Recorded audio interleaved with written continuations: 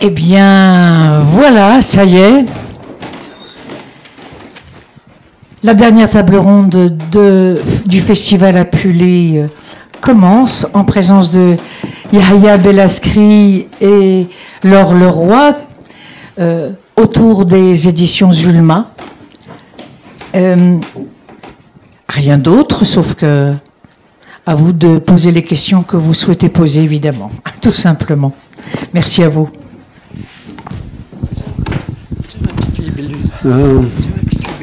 Bonjour, marhaban.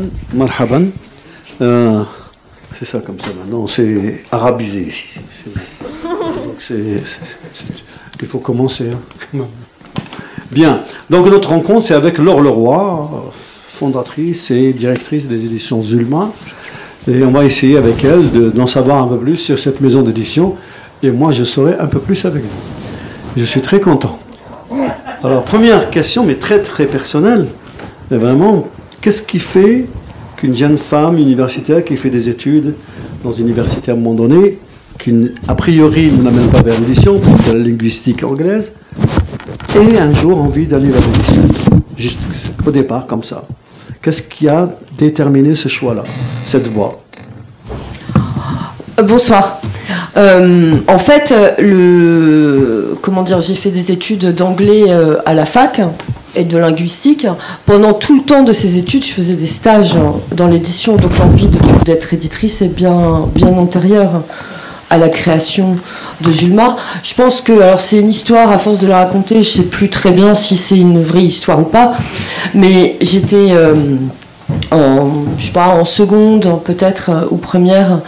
On faisait un match de lecture avec une copine et on lisait La Recherche du temps perdu. Et donc de volume en volume, on avait toujours Marcel Proust et puis les titres changeaient. Et puis à un moment, je pense que j'ai pris conscience qu'il y avait un autre mot sur cette couverture. Ce mot-là, c'était Gallimard. Et je pense que c'est à ce moment-là que j'ai pris conscience que dans un livre, il y avait en effet un auteur, il y avait l'œuvre elle-même, et il y avait un autre truc qui s'appelait l'éditeur.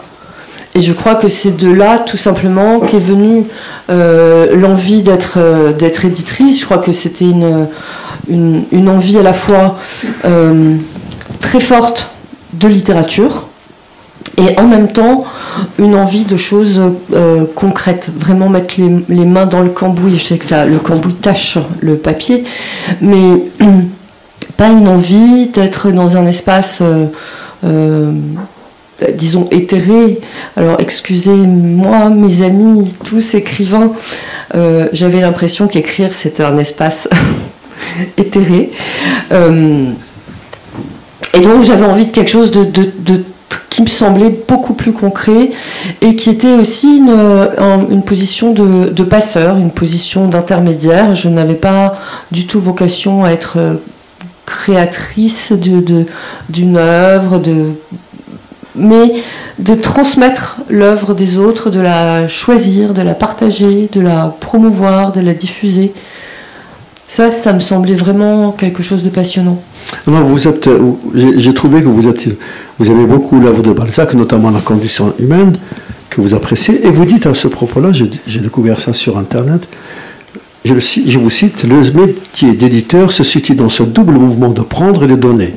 S'approprier les œuvres, comme vous venez de dire, de manière très personnelle et forte, afin de pouvoir les offrir au public avec la même force et la même générosité. Fin de citation. C'est cela, vraiment, le métier d'éditeur, ou c'est votre conception de l'éditeur? Je ne vais pas parler pour mes confrères, c'est ma conception de l'édition. Moi, j'ai choisi avec Zulma d'avoir une ligne éditoriale assez... reconnaissable, et de publier peu de livres pour bien les publier. Maintenant, publier un livre, honnêtement, c'est un travail de chien. C'est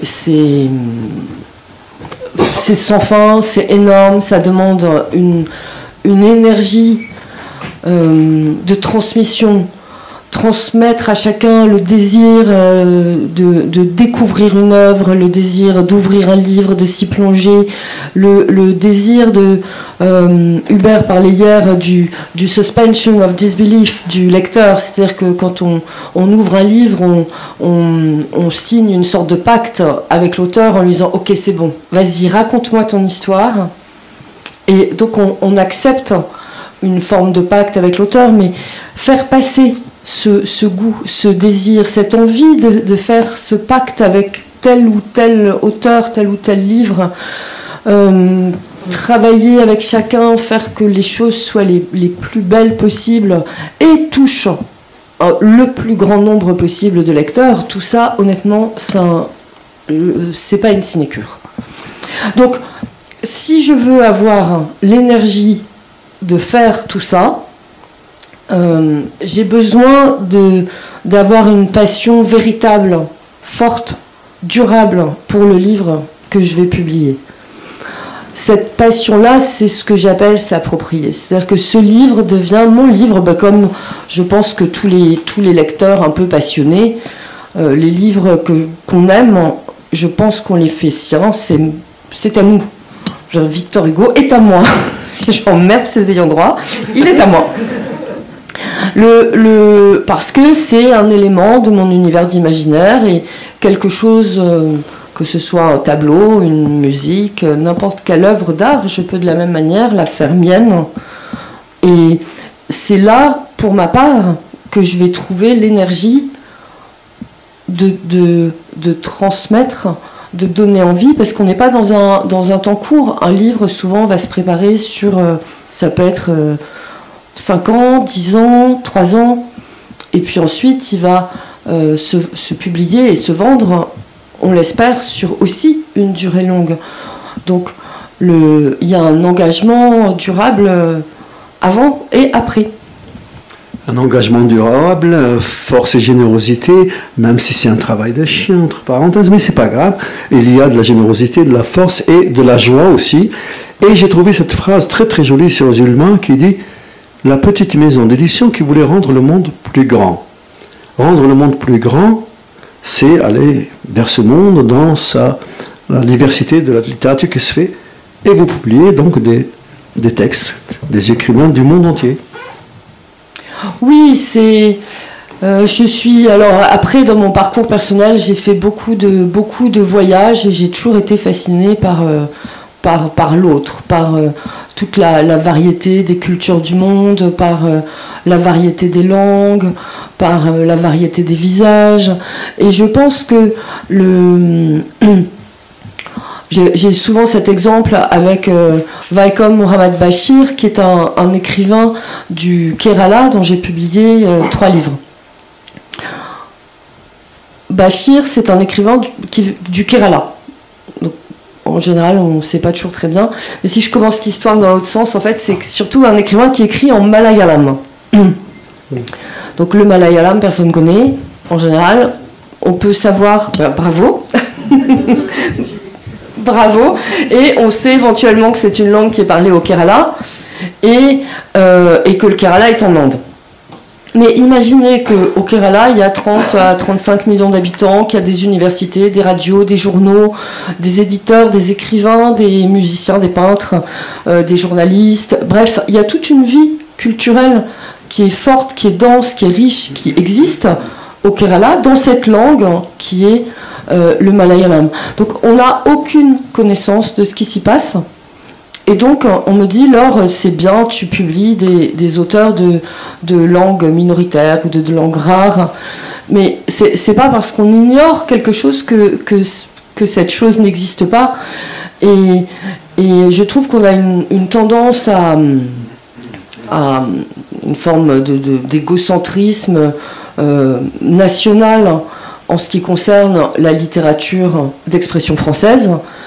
Et le reste du monde, en général, c'est l'Europe et les États-Unis, et puis il y a un peu d'Amérique latine, un peu de je sais pas quoi. Et il y a des zones entières du monde dans lesquelles s'écrivent, puisque je parle de littérature, des chefs-d'œuvre, des voix absolument originales, des manières de raconter qui sont magnifiques et qui peuvent nous apporter beaucoup. Alors justement, parce qu'on parle de littérature du monde entier, vous faites une place, il me semble, moins importante à la traduction. C'est pas simplement des écrivains étrangers qui écrivent en langue française parce qu'ils sont francophones, mais la traduction, comme vous venez de le dire, pour le Kerala et tout ça. Et je me rappelle que là, récemment, tout juste, là, quelques jours, quelques semaines, François-Michel Durazo, traducteur, a reçu le prix L'Or Bataillon de la traduction 2020 pour le texte de Miguel Palolge. Voilà. Donc, c'est très important chez Ulma, la traduction. C'est-à-dire que vous ne pouvez pas faire uniquement de la littérature francophone. Ah oui, je vois pas pourquoi je m'arrêterai à la littérature francophone. Je veux dire, le français est une langue parmi toutes les langues. Il se trouve que je vis dans un univers francophone, mais j'ai aussi fait des études de linguistique et c'est vrai que j'ai cette passion pour les langues du monde. Et je trouve que la traduction est vraiment essentielle parce que l'air de rien, l'environnement culturel dans lequel on grandit, la langue dans laquelle on parle, va nourrir, tout ça va nourrir aussi une poésie, une manière de raconter, une manière d'envisager les relations humaines, et donc va nourrir une littérature. Alors évidemment, chaque écrivain a sa propre voix, et on partage la littérature du monde entier. N'empêche qu'on peut écouter des voix et des manières de raconter qui soient différentes, et je pense que la langue dans laquelle on écrit est absolument essentiel au geste d'écrire, et donc traduire cette diversité-là me semble aussi importante. Ça me semble aussi important, s'il n'y avait pas des éditeurs comme Zulma pour faire ce travail-là, on vivrait dans un monde très pauvre. Je ne sais plus quelle est la proportion, je ne sais plus si c'est pas 60% de ce qui se publie en traduction vient de l'anglais. On peut quand même avoir autre chose comme restaurant que des McDo. Je sais que les Américains peuvent aussi produire du vin de Californie et des trucs géniaux, bien sûr. Le monde est vaste. Pourquoi croire que le monde est si petit, que ce soit juste la France, l'Europe, quelques pays connus et les États-Unis? Je veux dire par là que, vous l'avez dit, même la littérature francophone est d'une richesse incroyable. Ceux qui écrivent en français, nous avons de grands noms qui ont écrit en langue française, dont le français n'est pas leur langue. Pourquoi Zulma, par exemple, aurait pu, c'est une question, aurait pu peut-être se contenter ou faire uniquement le francophone, alors que le francophone vient du monde entier. Non, mais la réponse est dans la question. Pourquoi me contenter de... Non, je ne vais pas me contenter de... J'ai un appétit, une curiosité pour la diversité du monde, et je ne veux pas commencer par me dire je vais me restreindre à quelque chose. Là où j'ai mis une première restriction, disons, c'est que je publie plutôt de la fiction, et plutôt des romans, récits, et de temps en temps des nouvelles. Donc je ne vais pas publier du théâtre de la poésie, je ne vais pas publier... on a ouvert cette année, après 15 ans, une collection d'essais, mais dans ces premières 15 années, je me suis vraiment restreinte, hein, s'il fallait mettre une restriction quelque part, à la fiction. Après, c'est vrai, une passion... je ne sais pas si inaltérable va, pour les langues du monde et les cultures du monde. Et cette diversité-là du monde m'est très chère. Et je pense que c'est important que quelqu'un le fasse. Alors, je ne veux pas dire que je suis la seule, mais vous voyez, mes camarades du monde entier, chez Gallimard, ont fait il y a quelques années une petite étude pour savoir qui étaient leurs concurrents. Alors, du monde entier, chez Gallimard, c'est tout sauf les anglo-saxons, en gros, enfin tout. Le reste. Donc il y a la littérature française, il y a les anglo-saxons, puis il y a le reste qui va dans du monde entier. Et donc ils ont fait une étude pour savoir qui étaient leurs concurrents sur ce marché-là. Et donc ils ont trouvé que pour chaque domaine linguistique, ils avaient en face d'eux à chaque fois un éditeur spécialisé dans la littérature pays de l'Est, la littérature japonaise, la littérature coréenne, que sais-je, les latino-américains. Donc à chaque fois, il y a un ou deux petits éditeurs spécialisés dans ces domaines linguistiques. Et puis après, il y a Actes Sud et Zulma, Actes Sud, Zulma. Et à chaque fois, ils nous croisaient sur leur route et on était partout. Je trouve que c'est aussi passionnant c'est aussi quelque chose qui est imaginez-vous par exemple que vous êtes des Martiens et vous créez une maison d'édition et la littérature française n'a pas été encore traduite en martien. Alors par qui vous commencez ? Comment vous construisez votre catalogue ? Imaginez, toute la littérature d'expression française est à votre disposition et vous pouvez là monter un catalogue. Moi j'appellerais Zulma. Une maison d'édition, choisir les auteurs, les textes. Alors ok, on se limite à 12 par an. Mais comment on fait ça ? C'est une sorte de caverne d'Ali Baba. La littérature de plein d'endroits du monde, c'est aussi des sortes de cavernes d'Ali Baba. On aura, je pense qu'ils vont l'annoncer lundi, un autre très joli prix de traduction pour les Django d'Abdelaziz Baraka Sakine, qui est un auteur soudanais de langue arabe. J'ai travaillé avec son traducteur Xavier Lufien pendant, je sais pas, peut-être un an ou deux, pour choisir. Lui est spécialiste de cette région du monde. Il avait envie de me proposer donc 3-4 auteurs qu'il estimait plus intéressants que d'autres ou qu'il avait davantage envie de traduire ou pour lequel il s'était passionné. Donc il me les a proposés. On a lu des bouts, des trucs, des machins. On a discuté. Cette conversation a duré un an ou deux. Puis j'ai choisi de publier Abdelaziz Baraka Sakine. Donc on a commencé avec le Messie du Darfour. On a publié plus récemment les Django. Et il y a un troisième roman qui est en traduction. Mais les auteurs, la littérature au Soudan, déjà j'ai choisi Abdelaziz Baraka Sakine, mais il y avait plusieurs autres auteurs qui étaient vraiment passionnants. Et qui peut me citer un autre écrivain soudanais ? Bon, il y en a un, c'est Abdouwahab Youssef. Non, il y a Tayeb Saleh.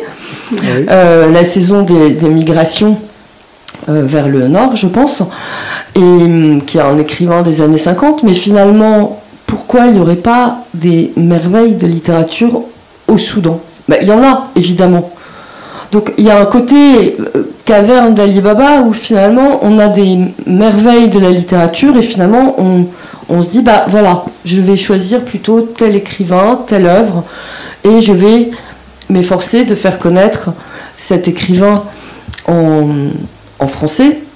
Alors c'est beaucoup plus difficile parce qu'il y a peu de traducteurs, parce qu'il n'y a pas une presse ou des médias qui sont très à l'aise avec le sujet. On n'a pas des rayons de librairie. Voilà, je pense que aussi riche soit la librairie de l'autre monde, je pense qu'on n'a pas toute une étagère consacrée à la littérature soudanaise. Je suis désolé. C'est nul, c'est nul. Voilà. Donc, c'est à la fois plus facile et plus difficile, mais en même temps, il y a un effet d'éblouissement qui est absolument garanti. J'ai fait pareil avec... je suis assez sensible à la culture indienne. Je me suis dit, mais en Inde, il y a je ne sais plus combien d'États, je ne sais plus combien de langues. Que s'est-il traduit du malayalam? Que s'est-il traduit du bengali? Que s'est-il traduit du tamoul? C'est des langues anciennes, c'est des langues qui ont une culture, c'est des langues qui sont riches, qui sont vivantes aujourd'hui. Donc forcément, il y a des merveilles. Après, moi, je vais faire un choix qui est personnel et qui est en affinité avec le traducteur pour se dire, tiens, tel écrivain, vraiment, son œuvre me plaît, son œuvre m'enchante, et on va se lancer dans cette aventure. Mais c'est... alors, on peut le faire aussi avec des pays plus proches. Hein. Le grand succès de la maison, c'est Odurava Ólafsdóttir, avec Rosa Candida, donc la célèbre romancière islandaise qui a vendu plusieurs centaines de milliers d'exemplaires. Avant que je ne publie Rosa Candida, il n'y avait pas de littérature islandaise traduite en français. Il y avait Indridason, qui est un auteur de polar, et il y avait 2-3 volumes de Halldór Laxness et les sagas islandaises. Bon, voilà. En gros, c'était le paysage de la littérature islandaise. Depuis, on a eu des articles à n'en plus finir sur le pays merveilleux de la littérature où tous les Islandais écrivent des poèmes et des romans et tout le monde est magnifique, génial, quel pays riche, etc. Oui, mais n'empêche que avant que Zulma publie Gudrun Eva Minavudottir, Bergson Birgisson, Odurava Ólafsdóttir, Andrisner Magnason et j'en oublie, la littérature islandaise, et là je ne vous parle pas du Kerala, du Soudan ou de je ne sais quelle autre contrée lointaine, c'est l'Islande, la littérature islandaise n'était pas traduite en français. Ce n'est plus une petite maison d'édition, c'est une grande. Alors, Zulma, et tout à l'heure, il y a un ami que j'ai rencontré là, on discutait, lui me disait la même chose. Il disait, Zulma, c'est la couverture. On va vers les livres de Zulma, parce que déjà la couverture, après on voit qui c'est l'auteur. Et juste il y a un instant, on en discutait. Alors, comment cette idée du graphisme est venue? Parce que Zulma n'a pas toujours été comme ça. Oui, alors pendant on va dire que les 15 premières années de Zulma, puisque Zulma on l'a fondée en 91, donc les 15 premières années, on va dire en gros, j'ai appris mon métier. Au bout de 15 ans, ça nous amène en 2006, j'ai voulu refonder totalement la maison. C'est là que j'ai décrété, disons, déterminé cette ligne éditoriale. Et je me suis dit que je n'aurais jamais les moyens médiatiques de faire connaître, je n'aurais jamais de gros moyens médiatiques, disons, pour faire la promotion des livres que je voulais publier. Et par ailleurs, j'avais ce désir d'auteur du monde entier, francophone ou traduit.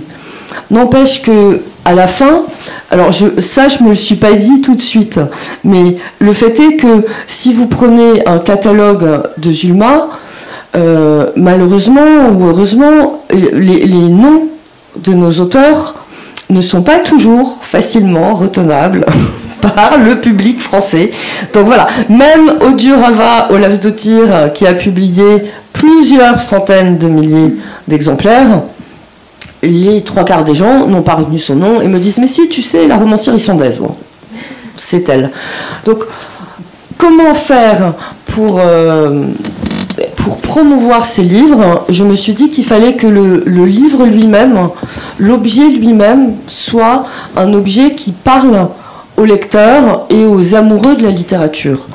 Donc en jouant sur l'histoire du graphisme, donc le fait de coller une petite étiquette sur un motif, c'est déjà une vieille idée qui a été reprise par d'abord Insel Verlag en Allemagne ou Autriche, je ne sais plus, en Allemagne je crois, par Penguin dans les années 50, par la collection Motif au Serpent à plumes. Et d'ailleurs, ce n'était pas spécialement mon idée, mais ce que j'ai demandé à David Pearson, qui est un excellent graphiste anglais, je lui ai demandé d'inventer quelque chose qui serait référentiel, qui dirait c'est un objet imprimé qui s'inscrit dans une lignée d'objets imprimés et dans une lignée d'éditeurs de littérature. mais je ne voulais pas être dans du, disons, rien de méchant ou de personnel, mais je voulais pas faire du Fata Morgana, je voulais pas que ce soit des beaux papiers comme d'un recueil de poésie sur de super beaux papiers. Des fois, le trop classiquement très sobre, beau papier, machin, ça fait peur, et à la fin, on en vend 300 exemplaires. Donc ce que je voulais, c'est que ce soit aussi très contemporain, très vivant, et je voulais donc que chaque livre puisse être identifié comme faisant partie de la même série, et que en même temps, chaque livre soit complètement différent, parce que chaque auteur et chaque œuvre a son propre univers, son propre imaginaire, et chacun est un objet singulier, mais le fait qu'on puisse reconnaître que c'est la même série, la même collection, le lecteur peut se dire, bon, jamais entendu parler de cet auteur, mais j'ai déjà lu plusieurs livres avec ce triangle et ces motifs colorés, donc je peux faire confiance, même sans connaître le nom de la maison d'édition, qui ne figure pas non plus sur les couvertures. Ce qu'exprime un certain nombre de personnes. J'aimerais revenir à la tambouille de l'éditeur, l'éditrice que vous êtes, qui reçoit des tapuscrits pleins. Et comment faire pour découvrir quelque chose d'intéressant? Je suppose parce que beaucoup d'éditeurs, d'éditrices disent qu'on reçoit énormément de textes. Comment faire donc pour, je sais pas, faire celui-ci, pas celui-là? En fait, à la fin, c'est presque assez simple. Soit quand c'est un manuscrit qui est bien, voilà, c'est bien. Mais c'est pas pour moi. Après, c'est pas un jugement de valeur sur le manuscrit lui-même.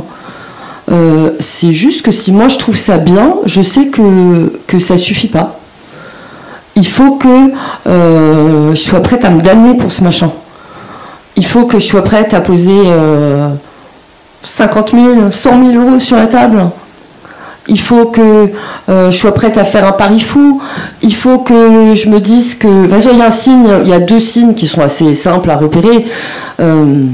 C'est, j'ose à peine le dire, l'esprit de contagion. C'est-à-dire que je trouve quelque chose qui me semble extraordinaire. La première chose, c'est d'abord, ça me met dans une joie extraordinaire elle aussi, et j'ai envie d'en parler à tout le monde. Mais ça, vous l'avez tous vécu. Vous avez tous des livres que vous aimez vraiment, et il y a des livres que vous aimez vraiment et que vous gardez secrètement pour vous, jalousement, sans jamais les prêter à personne. Et il y a des livres que vous aimez d'une autre manière et qui consistent à, chaque Noël, vous avez toujours 4 personnes où soudain vous découvrez que tel ami n'a pas lu ce livre. Ah, c'est pas possible, tu peux pas continuer à vivre sans avoir lu ce livre, je te l'achète, je te l'offre tout de suite. Donc, vous voyez, il y a des livres qu'on aime, on se les garde. Et puis, il y a des livres qu'on aime, on veut les partager. Donc ça, c'est tout simple. Si je lis quelque chose que j'ai... Déjà, ça me réjouit toute seule. Et en plus, j'ai envie de le partager. Et le troisième élément, qu'on va dire, qui est un élément de mesquinerie totale, qui est que rien qu'à l'idée que quelqu'un d'autre puisse publier ce livre, je commence à en faire une jaunisse. Donc, je le veux pour moi, je ne veux pas que quelqu'un d'autre fasse ce livre, et il est à moi celui-là. Donc, c'est totalement infantile, mais ça ne trompe pas sur le moment de joie. Alors, la joie de l'éditeur, elle est la joie de rencontrer voilà, quelque chose qui est une surprise, un bonheur, un bousculement, un renversement de valeur, une émotion profonde, une émotion longue, quelque chose de nouveau qu'on n'avait pas envisagé comme ça, une nouvelle musique, voilà, il y a cet élément-là qui est fort, et puis il y a le côté joueur, parieur, de l'éditeur qui se dit waouh, avec ça, on va faire un jackpot. Mais je veux pas faire des. Enfin, je veux dire, je me dis jamais que je vais faire un jackpot avec quelque chose qui me plaît pas, parce que c'est pas drôle. Enfin, c'est pas là que ça se situe. Mais en même temps, il vous est pas arrivé un jour de pas prendre un texte, vous trouvez bien, mais c'est pas pour vous, et que par la suite, un autre éditeur le fait et qu'il fasse, par exemple, c'est un succès. Ah mais si, bien sûr, ça arrive tous les jours. Ah. Et ça vous dérange pas? Ah non, c'est pas que ça me dérange pas, c'est un peu énervant. Mais évidemment, c'est énervant. Mais je veux dire, je sais que l'inverse c'est aussi vrai. Je sais que j'ai pu publier des livres qui ont été refusés par d'autres éditeurs, dont moi j'ai su faire un succès. Et il y a des livres dont je voyais ni le début, ni la fin, ni l'intérêt, ni quoi que ce soit, dont les bras m'en tombaient totalement. Et certes, oui. Mais je pense que le succès d'un livre, c'est aussi une magie entre l'œuvre, l'auteur et l'éditeur. Et le moment. Donc, il n'y a pas de quoi être jaloux si machin a fait un succès avec Bidule à tel moment et que moi, Bidule, je l'ai eu entre les mains, j'en voulais pas. Ou je savais pas quoi en faire, ou je savais pas comment le publier, ou ça me semblait, je sais pas, pour X raisons. L'autre éditeur aura su le faire et peut-être que le succès de ce livre était justement d'être publié dans cet environnement-là et pas chez moi. Alors, bientôt, ça sera 30 ans d'existence de Zulma, et vous avez parlé de 2006, où il y avait quelque chose de neuf, de nouveau, d'une entreprise à laquelle vous avez imprimé quelque chose de différent. Et j'ai constaté, j'ai cherché, donc comme ça, le nombre de prix, le prix qu'a eu Zulma toutes ces années-là.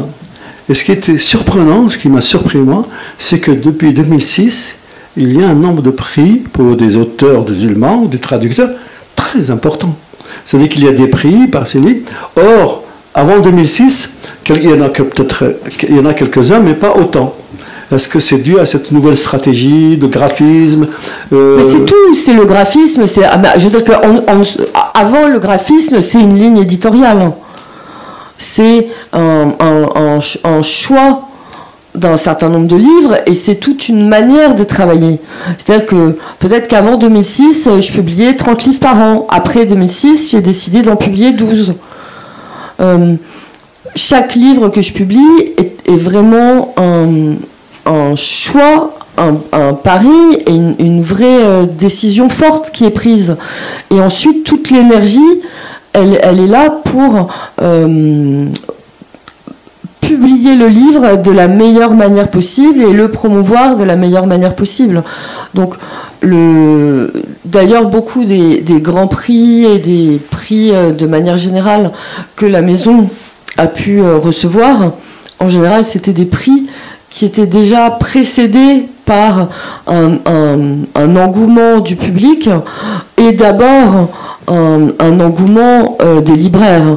Je veux dire que les premiers lecteurs à avoir fait le succès de Zulma, ce sont les libraires, qui avaient une grande sympathie préalable pour Zulma, mais qui ne trouvaient pas tout à fait leur compte. Et en 2006, quand on a vraiment révolutionné la chose, j'ai beaucoup de libraires qui se sont emparés avec une grande joie des livres et de la proposition éditoriale et qui ont porté ces livres auprès de leurs lecteurs d'une manière extraordinaire. Et c'est d'ailleurs un des plus beaux compliments que m'ait fait un jour un libraire, c'était de me dire que un livre publié chez Zulma, même s'il ne l'avait pas lu, il pouvait le conseiller parce qu'il avait une confiance très grande dans la proposition éditoriale et que parallèlement un livre publié chez Zulma qu'il remettait en main à un client en lui disant allez-y, lisez-le, il avait disons un retour d'avis positif des lecteurs très très fort. C'est-à-dire qu'en général on se trompe pas beaucoup quand on quand on choisit un livre du catalogue. Alors, évidemment, on ne peut pas avoir tous une affinité à 100%, donc il y aura forcément des livres qu'on aime plus, des livres qu'on aime moins, voire parfois des livres qu'on n'aime pas du tout. Mais je pense que, disons que statistiquement ou globalement, on ne peut pas trop se tromper dans le catalogue de Zulma. Alors, quelque chose qui m'a échappé tout à l'heure, mais qui me revient tout de suite en parlant du graphisme, c'est que ce graphisme est né en 2006, comme vous le dites, et comme par hasard, je trouve là un symbole pour moi qui est formidable, que je trouve formidable, qui me réjouit. C'était avec un livre d'Hubert Haddad. C'était en 2006, quand le graphisme arrive, c'est ce graphisme, à ce moment-là, il y a un livre de Hubert Haddad que vous publiez. Le premier livre, c'était pas un livre d'Hubert. Ah, d'accord. Les 2 premiers livres qui sont parus sous cette couverture, c'était La vie rêvée des plantes de Lee Sung-woo, qui est un romancier coréen, et Comment va la douleur de Pascal Garnier. Ah, bon, dommage, Pascal Garnier est passé avant. Bon, s'il y avait des questions à Laure Leroy sur la maison d'édition, sur... Et moi, je rajouterais juste que, en ce qui concerne la littérature française, je pense que c'est moins visible, mais la démarche est la même. C'est-à-dire que je pense que les auteurs que je publie sont pas forcément des auteurs dans le mainstream, tout venant de la littérature française. Je pense que chacun d'eux, que ce soit ceux qui sont présents aujourd'hui, Yahya Bellaskri, Hubert Haddad, Jean-Marie Blas de Robles qui vient de partir, Marcus Malte, Pascal Garnier, pour en citer quelques-uns, c'est des voix qui sont très fortes, très originales, qui ont vraiment des auteurs de fiction. On a parlé d'imaginaire hier, mais je pense que c'est une dimension très forte. Je pense qu'il y a une dimension d'engagement, même si ce n'est pas des livres engagés. Il y a un humanisme, une sensibilité. Il y a une sensibilité au monde, une générosité, une curiosité du monde et une inventivité de la forme narrative où c'est c'est pas ni du tout venant ni ce qui se publie majoritairement en France aujourd'hui. Force, générosité et sensibilité. C'est Zulma. On peut prendre une question ou deux pour... Ben c'est cela, Zulma. Absolument. Alors, une question ou deux du public pour en savoir un peu plus sur Zulma. Mais en tout cas, sachez que Zulma est là. Vous pouvez aller vers Zulma. Et qu'à l'avenir, chaque fois que vous voyez une couverture Zulma, allez-y, foncez parce que c'est vraiment... Et je parle de beaucoup d'écrivains, foncez, parce que c'est de la qualité. Oui, Laure, je voulais savoir, est-ce que vous vous êtes déjà confrontée, j'imagine, en tant qu'éditrice, à des difficultés liées à l'édition Est-ce que les difficultés ou les obstacles ont changé en ces 15 ans, 20 ans? Est-ce qu'il y a des difficultés avec les libraires ou la vente des livres? Ou bien, voilà, à quoi vous vous êtes confrontés, non pas au niveau des coups de cœur et de l'acte même d'éditer et de choisir un livre, mais quels sont les obstacles pour les maisons d'édition indépendantes? On a 1 heure là devant nous. 2 minutes. Non, c'est un métier qui est excessivement difficile pour toutes sortes de raisons. Mais on a parlé de l'édition au sens de l'éditeur anglo-saxon. Évidemment, une maison comme Zulma, c'est aussi une entreprise. Et c'est le côté publisher, si on veut, à l'anglo-saxonne. Donc déjà, il y a une des complexités de l'édition qui est forte, c'est que c'est un métier très complexe. La comptabilité, des droits d'auteur, la comptabilité d'une maison d'édition, c'est un truc qui est complexe. La propriété littéraire et artistique, c'est complexe. Pour prendre ces deux exemples, on peut aussi dire que la commercialisation du livre peut aussi être un domaine assez complexe. C'est des domaines qui ne se simplifient pas parce que la maison est petite. Genre un problème je sais pas, de procès quelconque sur la propriété littéraire ou une complexité de juridique, de contrat concernant le droit d'auteur et la propriété littéraire, la loi n'est pas simplifiée sous prétexte qu'on est une petite maison. On a les mêmes problématiques que des grandes maisons, et ça dans à peu près tous les domaines. Donc ça, c'est quelque chose qui est complexe. Le circuit de commercialisation du livre est assez complexe aussi. Et là aussi, il faut pouvoir se l'approprier. Je dirais que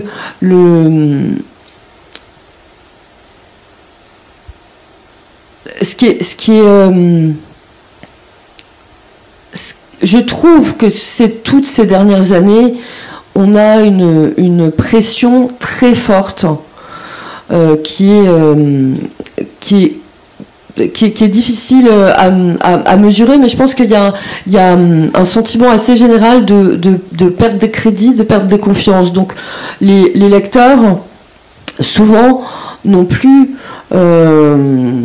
si vous voulez, des fois, vous avez 3 pages dans Le Monde et vous ne vendez pas un livre derrière. Parfois, il y a un entrefilet dans un autre journal et ça suscite aussitôt des ventes. Donc, pourquoi des médias, on passe un temps fou pour obtenir une présence dans les médias et à la fin, on a un effet qui parfois est vraiment un pétard mouillé. Il y a 15 ans, quand j'ai remis Zulma sur les rails, j'ai créé un poste d'attaché librairie. C'était quelqu'un dont le métier était, en plus des représentants et du réseau de commercialisation normal, dont le métier était d'être en relation avec les libraires pour créer un réseau, donner envie de lire, communiquer différemment, pas seulement avec un bon de commande à la main, parler des livres, donner envie de les découvrir et de les lire. En 2006, il y avait peut-être 5 maisons qui avaient un attaché ou une attachée de librairie. Aujourd'hui, tous les éditeurs de littérature ont des attachés de librairie. Donc si on veut parler à un libraire, là c'est bien, je vais pouvoir le coincer. Mais le libraire, il a déjà un métier qui est complexe, il a sa propre pression économique. Là-dessus, il y a les représentants qui viennent pour présenter les livres. Et voilà, donc il y a 15 ans, il avait 1 ou 2 personnes sympathiques qui l'appelaient de temps en temps. Maintenant, je pense qu'il a une sorte de dessin de mouche qui lui saute dessus.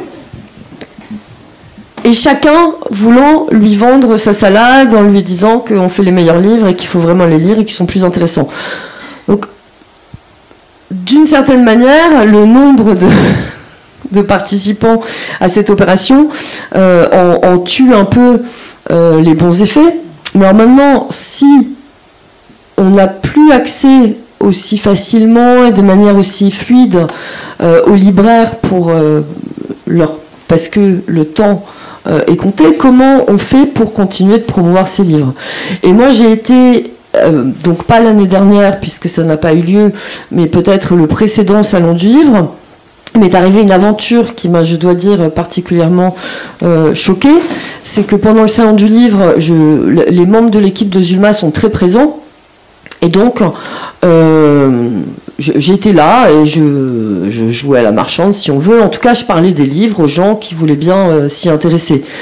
Et donc, je parle longuement de je ne sais plus quel livre à une dame ou un monsieur, et la personne en face de moi me regarde, me dit ah, c'est très très intéressant tout ce que vous me racontez, sort son téléphone et me dit je vais regarder sur Babelio, c'est quoi les commentaires. Et là, je me suis dit, oh là, on est mal barré.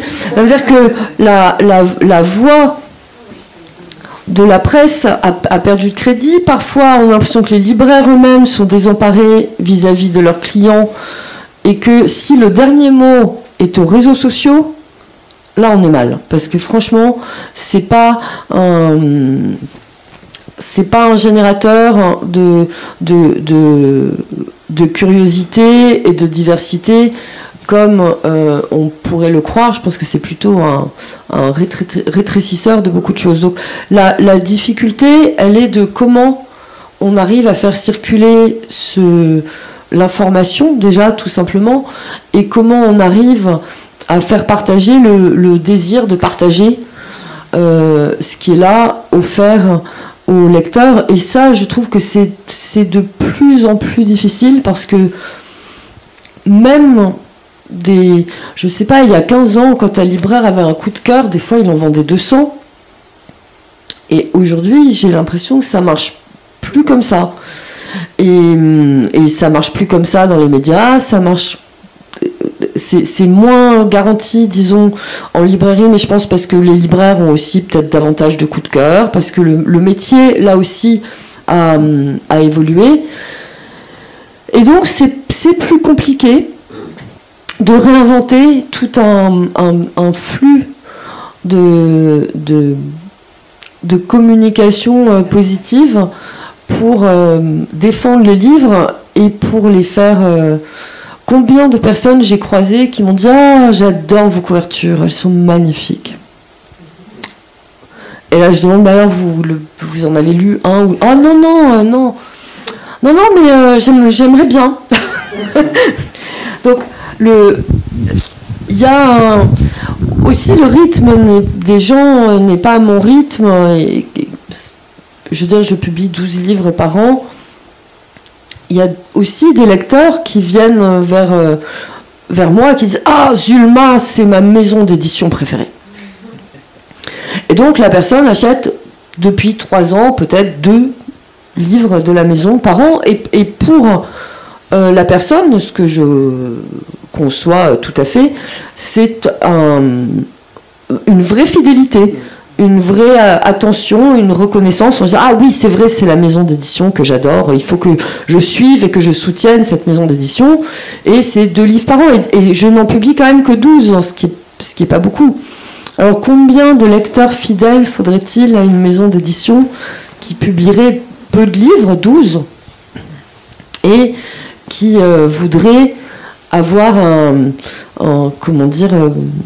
trouver son lectorat, sachant que chaque lecteur n'en achète que 1 ou 2 par an. Ça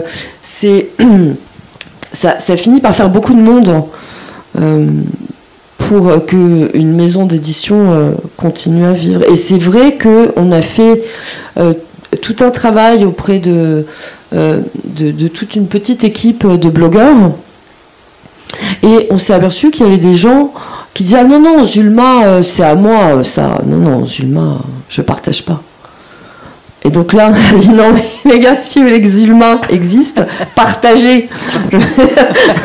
Ne gardez pas ces petits bonheurs-là pour vous, partagez-les au contraire. » Parce que c'est... Je trouve, voilà, alors je n'ai pas forcément ni la bonne explication, ni le bon... je veux dire que c'est encore... Je n'ai pas trouvé la solution ni la réponse, mais c'est vrai que je trouve que c'est plus difficile.